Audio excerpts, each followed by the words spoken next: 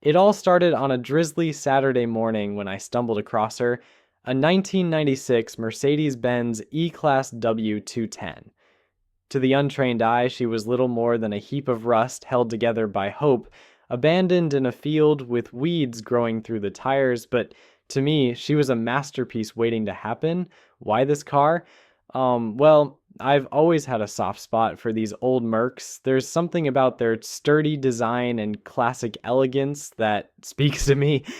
Plus, this particular model had the kind of square-jawed charm that made it the automotive equivalent of Clint Eastwood.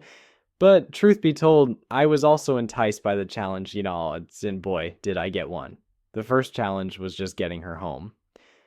The tow truck operator looked at me like I was nuts, muttering something about paying for scrap metal under his breath. Once she was parked in my garage, I took a deep breath and surveyed the battlefield. The once pristine silver paint was now a patchwork of rust, dings, and what looked suspiciously like bird art. The interior was worse, like torn leather seats, a dashboard that had seen better decades, and the smell. Imagine a mix of mildew, old socks, and despair. Still, I couldn't help but grin. This was going to be fun. The first step was cleaning her up, or as I called it, the exorcism of grime. Armed with a pressure washer, buckets of soapy water, and an industrial-strength vacuum, I dove in. The pressure washer revealed a hint of the silver glory beneath the rust, while the vacuum unearthed treasures, a rusty old wrench, some coins, and an ancient cassette tape labeled Road Trip Mix 96. Cleaning her felt oddly therapeutic, like peeling back layers of neglect to uncover the car's soul. Of course, there were moments of doubt, like when I found a mysterious gooey substance under the back seat that I can only describe as alien slime. Next came the repairs. Let's talk about the engine, or as I referred to it, the heart transplant. The engine bay was a mess of corroded parts and tangled wires. It took weeks of tinkering, referencing manuals, and a few "what did I get myself into" sighs. I replaced the alternator, spark plugs, and a few hoses that disintegrated at my touch. At one point, I compared working on that engine to deciphering an ancient map. Equal parts thrilling and frustrating. There were also a few late-night YouTube binges trying to decipher whether a noise was normal or potentially catastrophic. The bodywork was another beast entirely. Sanding down the rust felt like a workout, and every time I thought I was done, I'd find another spot that needed attention. Painting was a delicate dance. After hours of priming and painstakingly spraying layers of silver paint, the car began to look like herself again. Watching that dull, rusty exterior transform into a sleek, reflective surface was nothing short of magical. It was like seeing an old friend rediscover their confidence. I remember stepping back, covered in paint flecks and sweat, and thinking, if she looks this good now, just wait until she's back on the road. Then came the interior. I won't sugarcoat it. Reupholstering those seats was a battle. There was a moment when I was tangled in leather and staples, sweating and swearing, and I thought, this car better be worth it. The dashboard got a facelift with a mix of elbow grease and some aftermarket parts. I even decided to install a touch of modernity with a Bluetooth-compatible stereo system, because no car from 1996 should be without a little 21st century flair.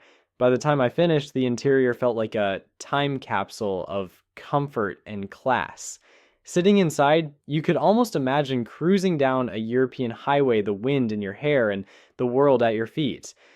The breakthrough moment came the day I turned the key and heard her purr to life for the first time. That sound was more satisfying than any applause I've ever received.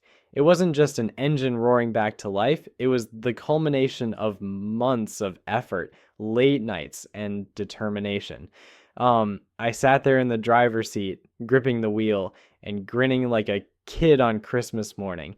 She was alive, and she was beautiful.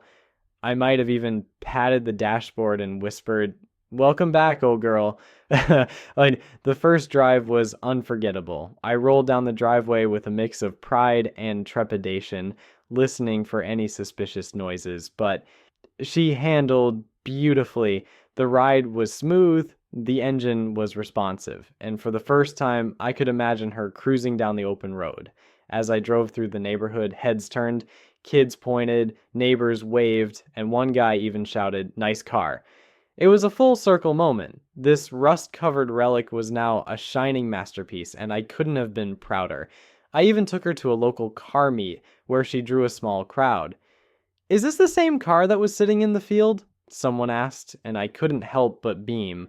As I parked her back in the garage, I couldn't help but reflect on the journey. Restoring this car wasn't just about bringing an old vehicle back to life, it was about proving to myself that I could do it. It was about taking something neglected and giving it a second chance. Like, in a way, it mirrored my own journey of learning, growing, and not giving up when things got tough. Every ding I fixed and every part I replaced felt like a metaphor for resilience. So what's the takeaway? Well, restoration isn't just for cars, it's for anyone who believes in the beauty of transformation, who sees potential where others see problems, and who finds joy in the journey as much as the destination.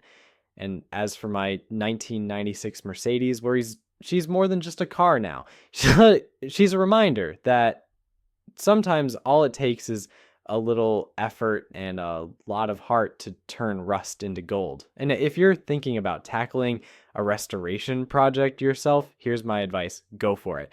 You never know what kind of masterpiece is waiting beneath the surface. From rust to gold, the journey of a 1996 Mercedes-Benz E-Class.